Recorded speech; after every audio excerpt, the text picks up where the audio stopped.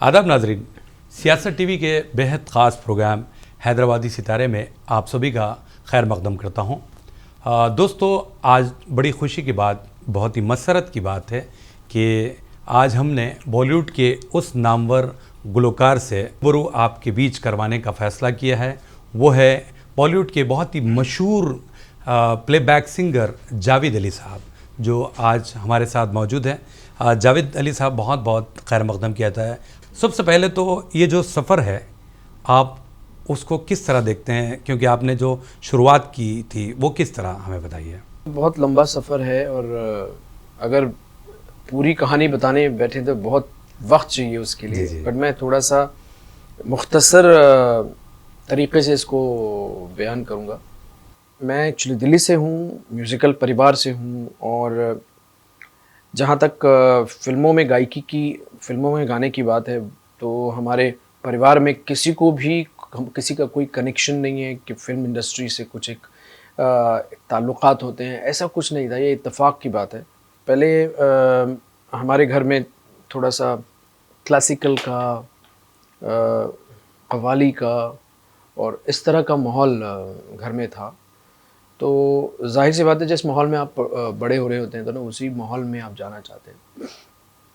लेकिन जब मैं मुंबई आया तो मुंबई आने के बाद में मुझे ऐसा लगा कि एक आर्टिस्ट को, एक सिंगर को चौमुखा होना चाहिए, हरफन मौला होना चाहिए और स्टाइल होना चाहिए। तो मैंने सोचा कि क्यों ना हम फिल्मों में ट्राई करें, और फिल्मों में क्योंकि प्रसिद्धि भी बहुत है, पॉपुलैरिटी बहुत है, बेशक, और उस फिल्मों में आपको हर जॉनर गाने को मिलता है, चाहे वो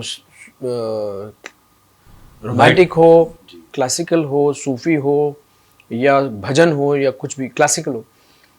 तो इस वजह से मैंने फिल्मों में आया, और मैं खुश हूँ कि कुदरत ने एक इशारा दिया मुझे कि ऐसा कर, मेरे दिल में बात डाली, और मैं फिर इस तरह से गायकी में और फिल्मों में गाने लगा। जब आपने ज़िक्र किया कि आपका घराना क़व्वाली से मुंसलिक था, तो आपने काफ़ी सीख कर इस इंडस्ट्री में क़दम रखा। तो प्लेबैक में होता ये कि लाइट म्यूज़िक का वहाँ पर चलन है, लेकिन जैसे ही आपको सूफ़ी मिलता है तो फिर आपने अपनी एक पहचान बनाई। फिर आपके गीतों को लोगों ने इतना पसंद किया, आज भी पसंद करते हैं आपकी आवाज़ को। तो हमें ये बताइए कि आपको ज़्यादातर सूफ़ी म्यूज़िक पसंद है या फिर जो आम गायकी है? नहीं, देखिए, ये तो मैं उस परिवार से ताल्लुक़ रखता था, लेकिन मैंने कभी भी कोई इस तरह के शोज़ नहीं किए थे ना। मैं ना इस तरह मेरा रुझान था कि मैं डैडी के साथ शोज़ में जाता था, प्रोग्राम्स में जाता था उनके। लेकिन ऐसा होता था कि मैंने कोई कव्वाली गाई नहीं बचपन में। माहौल था, मेरे डैडी कव्वाली करते थे, तो लेकिन मैंने कभी कव्वाली नहीं गाई बचपन में। मैंने कभी ना कोई सूफियाना म्यूज़िक गाया। लेकिन क्या है ना, आपकी जीन्स में होता है वो बात, आपके खून के अंदर होती है वो बात। तो कहीं ना कहीं हमारे उसमें तो था, और अल्लाह का शुक्र है कि वो ब्लड में है, आपकी जीन्स में है। मैं अब्बा के साथ जब जाता था तो सिर्फ मैं सुनता रहता था, और अलग अलग लोगों को सुनने का मौका मिलता था, और मैं अपने कानों में डालता रहता था उस चीज़ को, मेरे जहन में बसता रहता था। तो मेरा एक माइंड डेवलप हुआ, और मेरा एक टेस्ट डेवलप हुआ कि मुझे भी गाने में आना चाहिए। इस तरह से मैं अदरवाइज़ मैंने बचपन में कभी ना कव्वाली में, कभी सूफियाना कभी गाया नहीं है। अच्छा। वो अब फिल्मों में गाने के बाद में जब मुझे गाने मिले, जब मुझे अर्ज़ियाँ गाने को मिला, जब मुझे कुन फाया कुन गाने को मिला, रहमान सर ने मुझे एक अलग स्टाइल गवाया। रहमान सर ने मुझे रोमांटिक गाना भी गवाया है, रहमान सर ने मुझे बहुत सारे अलग अलग जॉनर गवाए हैं, उनमें से ये सूफियाना अंदाज़ भी है। तो तब जाके मैंने ये गाने स्टेज पे गाने शुरू किए, और by the grace of God लोगों को वो कनेक्ट करता है, इमोशनल कनेक्ट करता है उससे। और लोग कहते हैं कि जब आप परफॉर्म करते हो पर्टिकुलर वो जो सूफियाना अंदाज़ है, तो हम ट्रांस में चले जाते हैं, हम खो जाते हैं, हमें ऐसा लगता है कि हम ऊपर वाले से जुड़ गए हैं। ये मेरे लिए बहुत बड़ी बात है। तो बस ये कुछ करने की बात नहीं, ये कुदरतन बात है, और ये गॉड गिफ्टेड है, और अल्लाह का शुक्र है जो भी मुझे उसने दिया है। लेकिन जावेद अली साहब, जब आप अपने वालिद मोहतरम के साथ जो भी महफ़िलें अटेंड किया करते थे, तो आपके जहन में कहीं ना कहीं किसी गोशे में ये बात थी होगी कि भाई मैं भी एक प्लेबैक सिंगर बनूंगा या बहुत बड़ा फनकार बनूंगा। मैं फनकार बनूंगा ये तो थी, लेकिन किस जोन में जाऊंगा, कौन सा जॉनर गाऊंगा, ये मैंने नहीं सोचा था। हाँ ये था, फिल्मों के बारे में तो कभी भी नहीं सोचा था। अभी ये सोचा था कि मैं प्रोग्राम्स करूंगा या मैं कोई गज़ल गायक बन जाऊंगा, क्योंकि मैं ग़ुलाम अली खान साहब को भी बहुत चाहता था, उनको भी बहुत सुनते थे। तो लेकिन कभी भी ऐसा नहीं हुआ था कि ना मैं कव्वाली करूंगा या ऐसा नहीं, ऐसा नहीं। प्रोग्राम्स करूंगा, सेमी क्लासिकल गाऊंगा, कुछ ऐसा दिमाग में था। बाकी फ़िल्मों में आना एक इत्तेफाक की बात है, और फ़िल्मों में गाना ज़ाहिर सी बात है कि अभी साउथ इंडस्ट्री में भी मुझे बहुत प्यार करते हैं लोग, स्पेशली यहाँ हैदराबाद में तेलुगु इंडस्ट्री में इतना प्यार करते हैं। बहुत कंपोज़र्स मुझे गवाते हैं यहाँ पे, और हमारी जो ऑडियंस है यहाँ की, तेलुगु इंडस्ट्री इतना प्यार करती है मुझसे। जो भी है ना कंपोज़र आते हैं वहाँ पे रिकॉर्ड करने के लिए बॉम्बे, तो हमेशा कहते थे सर एक बार आप आइए, आपको पता चलेगा पब्लिक कितना आपको प्यार करती है। तो मैं बस यहाँ पे आया हूँ उन्हीं के प्यार के लिए। अगर आप याद करते हैं तो वो पहला कौन सा गीत रहा होगा जो आपके दिल के करीब? वैसे तो आपने बहुत सारे नगमे गाए हैं, बहुत सारे लैंग्वेजेस के लिए गाए हैं, लेकिन आपके जो दिल को करीब रहा हो जो पहला गीत? सर मैंने बहुत पहले गाया है, लेकिन मेरा पहला जो हिट गाना रहा है वो है कजरारे कजरारे तेरे कारे कारे नैना। और वो गाना क्योंकि पहला हिट गाना था, हालांकि ये मेरा कोई सोलो गाना नहीं था, आलिशा चिनॉय जी थी, शंकर महादेवन जी थे उसमें, उन्होंने ही मुझे गवाया था। तो ये गाना है। और इसके अलावा मेरे जितने भी गाने हैं वो मेरे दिल के करीब हैं, क्योंकि हर गाना एक बच्चे की तरह होता है। तो अगर आप किसी को पूछेंगे कि ना कौन सा बच्चा आपको प्यारा है और कौन सा नहीं, तो ये बड़ा मुश्किल होगा। सही बात है। लेकिन आप रफ़ी साहब को भी बहुत अच्छा गाते हैं, लाइव कंसर्ट में आप तो बहुत धूम मचाते हैं। तो मैं चाहता हूँ कि हमारे ऑडियंस के लिए कुछ ज़रूर सुनाएं। अभी मैंने ना एक रियलिटी शो में एक अकेले हैं चले आओ, तो मैं उसकी कुछ जो वायरल हुआ था पोर्शन वही मैं आपको सुनाऊंगा। जरूर।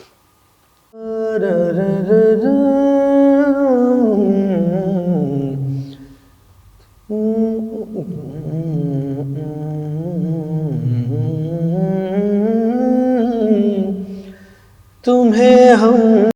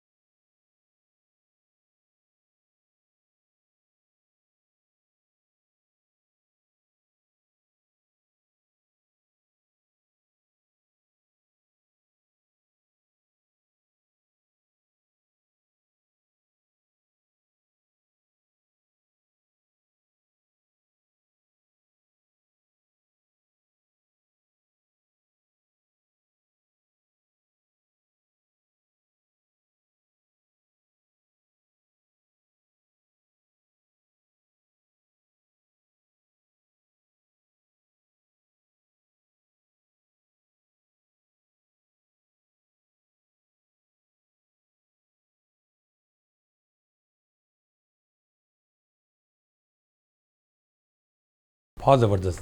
वैसे रफ़ी साहब के अलावा आप और कौन से प्लेबैक सिंगर्स को बहुत ज़्यादा दिल के करीब समझते हैं? मैं किशोर दा को भी बहुत पसंद करता हूँ। किशोर दा और रफ़ी साहब मेरे बहुत अजीज़ हैं, और लता जी, आशा जी, क्या बात। बहुत मन्ना दा, हाँ। मुकेश जी। बेशक।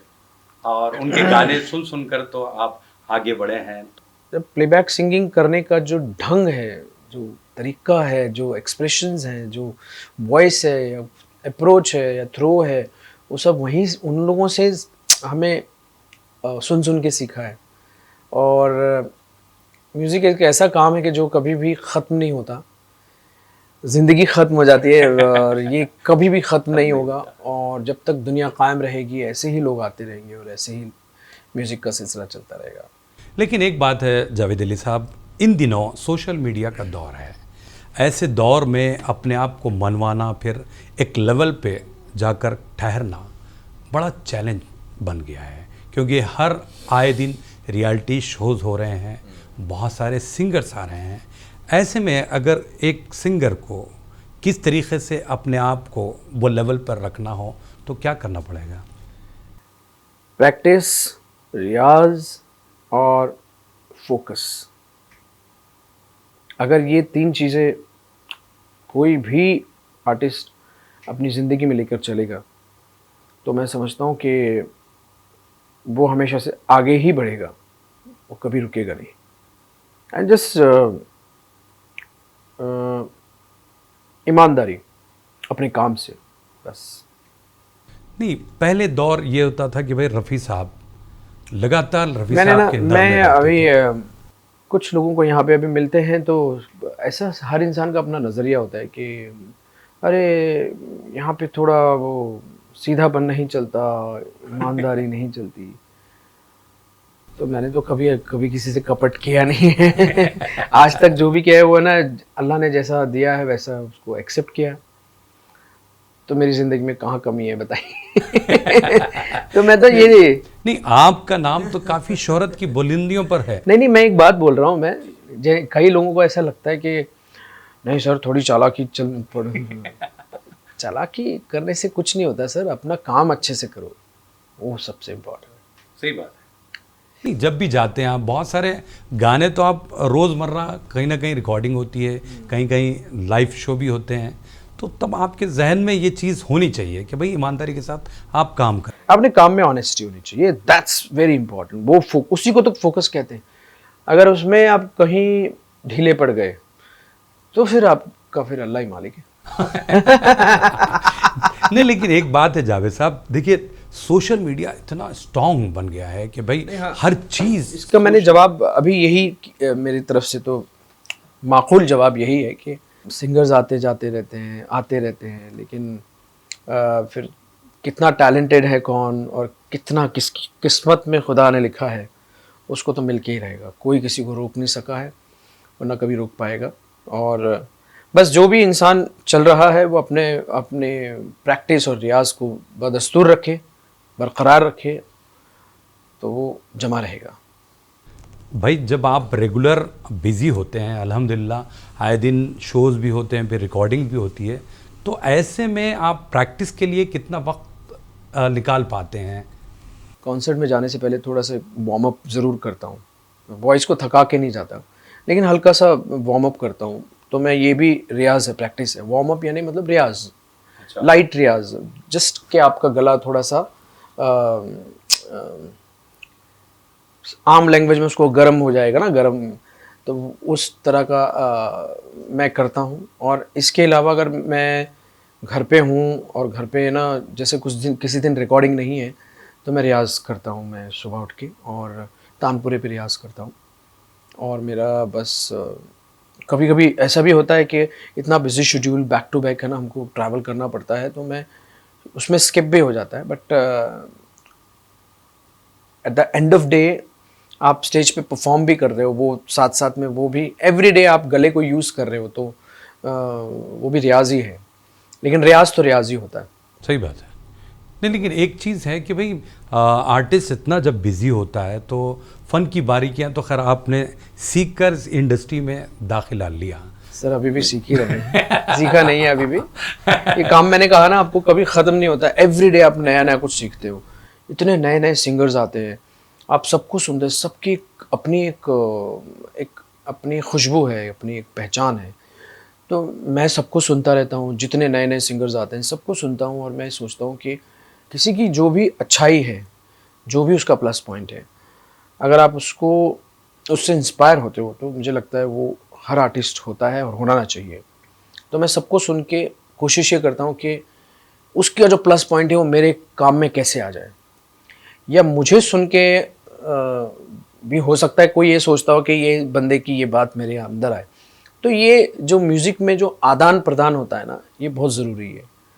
तो ऐसा नहीं कि आप अपने ही गाने सुनते रहें और उसमें ही खुश होते रहें। अपने गाने में कम सुनता हूँ, दूसरों की ज़्यादा सुनता हूँ। अच्छा। क्योंकि दूसरों का काम देखोगे, सुनोगे तो आपको कुछ सीखने को मिलेगा। तो every day is a learning day.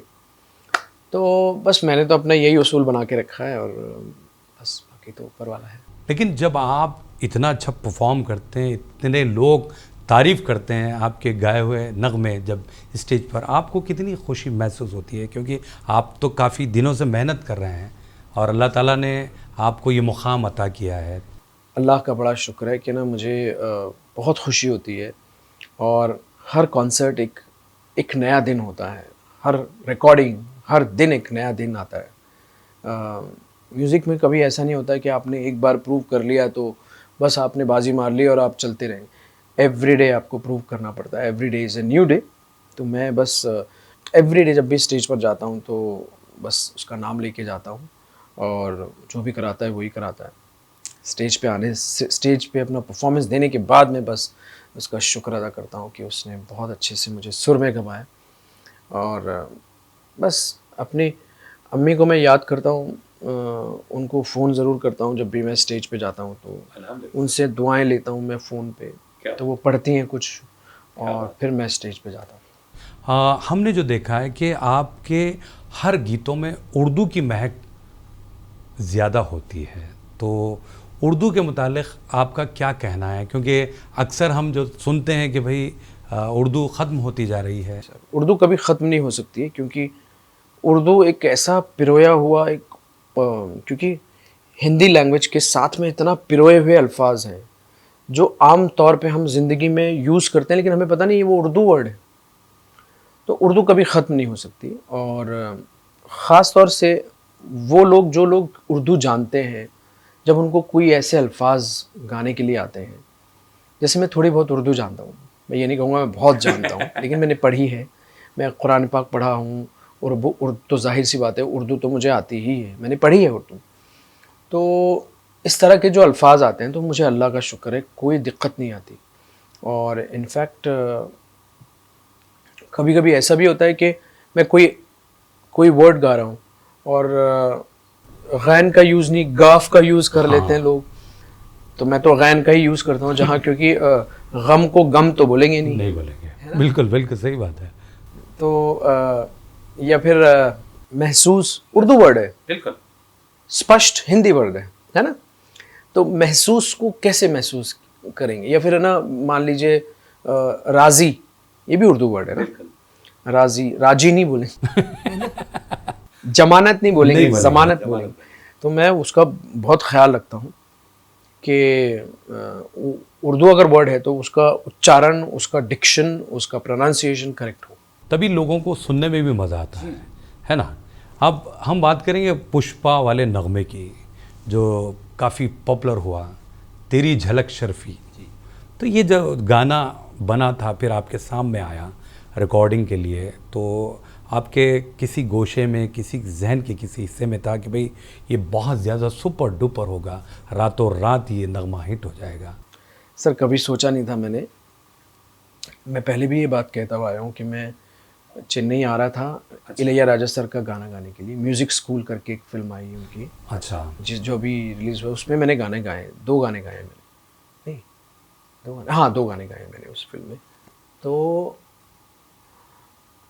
अचानक से डीएसपी का कॉल आया और उन्होंने मुझे कहा कि Javed ji how are you, ऐसे वो बहुत, is a jolly, is a full of life person, where are you? I said मैं चेन्नई आ रहा हूँ sir. Oh great great, we want to record one song and this time it's a Hindi song, क्योंकि मैंने हमेशा उनके लिए तेलुगु गाने गाए हैं, तेलुगु। तो मैंने कहा ओह वेरी गुड यार, सो फर्स्ट टाइम मैं आपके लिए तेलुगु हिंदी गाना गाऊंगा। ओके, तो मैंने उनको रिक्वेस्ट किया, बिकॉज मैं फर्स्ट टाइम राजा सर के लिए आ रहा हूँ, तो मैं उनका गाना पहले गाऊंगा, उसके बाद में फिर मैं आपका है। Okay okay okay okay. तो मैं ऐसा हुआ कि कुछ टेक्निकल इश्यूज़ की वजह से जिस दिन मैं पहुंचा उस दिन है ना रिकॉर्डिंग हो नहीं पाया। ओके। तो मैं होटल में आराम कर रहा था, तो मुझे कॉल आया, बोलते did you finish your recording DSP?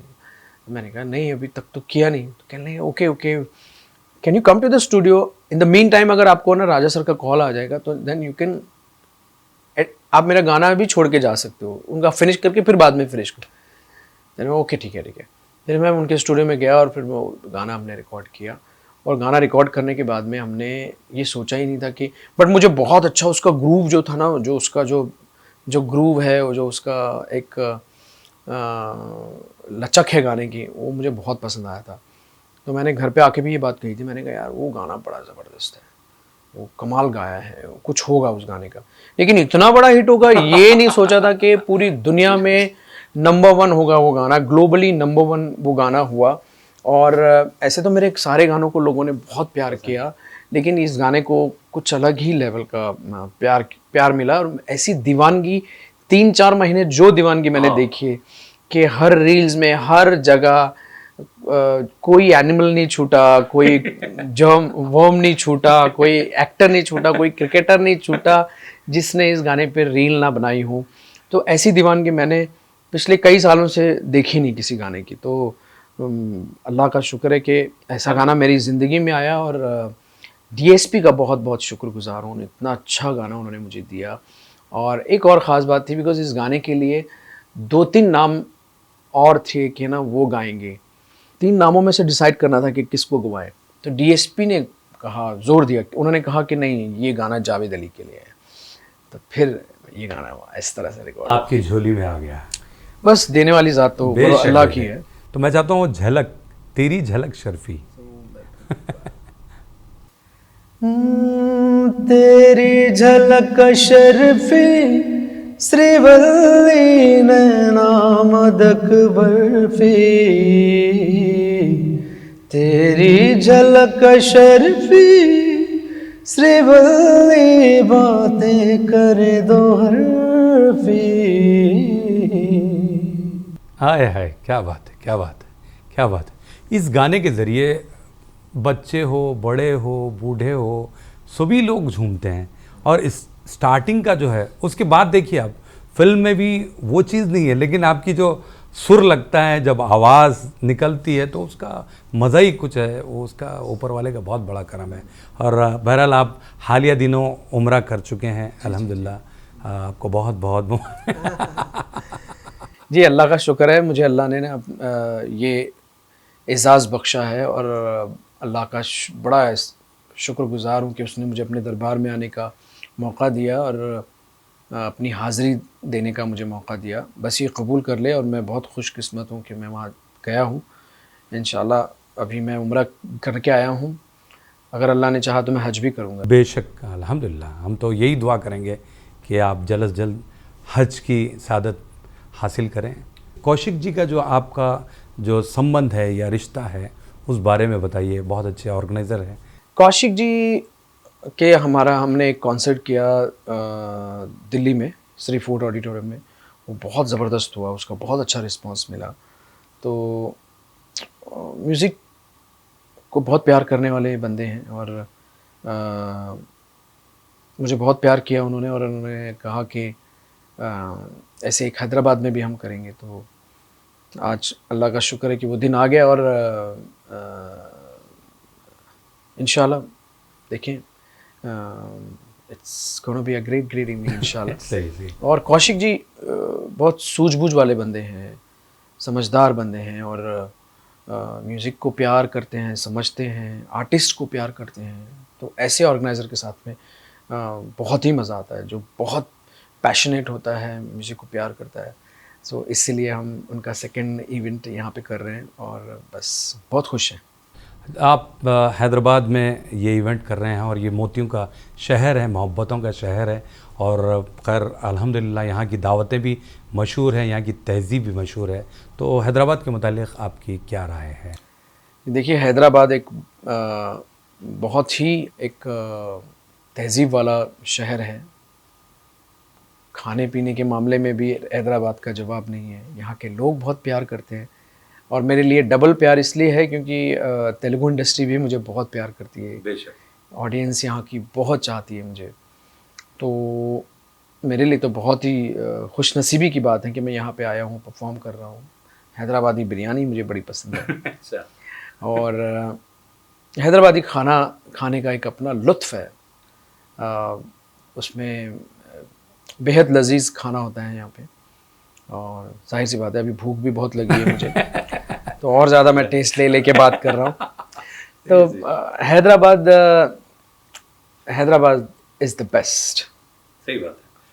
बहरहाल मैं आपकी भूख को मद्देनज़र रखते हुए ज़्यादा आपका वक्त नहीं लूँगा। चलते चलते देखिए, जो नए सिंगर्स सिंगिंग को अपने कैरियर के तौर पर चुनना चाहते हैं, उनके लिए आपका मैसेज क्या रहेगा? सर मेरा मैसेज तो चुनना चाहते हैं, सबको सब पता है कि कैसे करना चाहिए, बट है ना, प्रैक्टिस बहुत इम्पॉर्टेंट है। मुझे पता है कि ना टेक्नोलॉजी से बहुत सारी चीज़ें ठीक की जा सकती हैं, लेकिन जहाँ तक लाइव सिंगिंग की बात है तो उसमें जब तक प्रैक्टिस प्रॉपर नहीं है तो सही नहीं होता। तो वो इम्पॉर्टेंट है, जो भी करना है तो प्रैक्टिस के साथ उसको आगे बढ़ाएं बस। क्या बात है। तो चलते चलते दो ऐसे नगमे, नया या पुराना? अच्छा, एक। Okay okay. तो मैं अभी मेरा ही गाना गा लेता हूँ ना।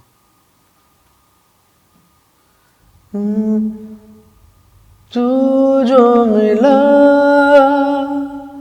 लो हो गया मैं काबिल, तू जो मिला तो हो गया सब हासिल। हाँ, क्योंकि तू धड़कन मैं दिल। क्या बात है, क्या बात है। तो बहुत बहुत शुक्रिया जावेद अली साहब, आपने इतना कीमती वक्त दिया और आज के इस प्रोग्राम के लिए, हैदराबादी सितारे के लिए बहुत बहुत शुक्रिया। Thank you very much. तो नाजरीन, आज के लिए इतना ही। ऐसे ही सितारों के साथ आपकी और हमारी मुलाकात होगी हैदराबादी सितारे प्रोग्राम में। आप अपने दोस्त और होस्ट KB जानी को इजाज़त दीजिए। अल्लाह हाफ़िज़।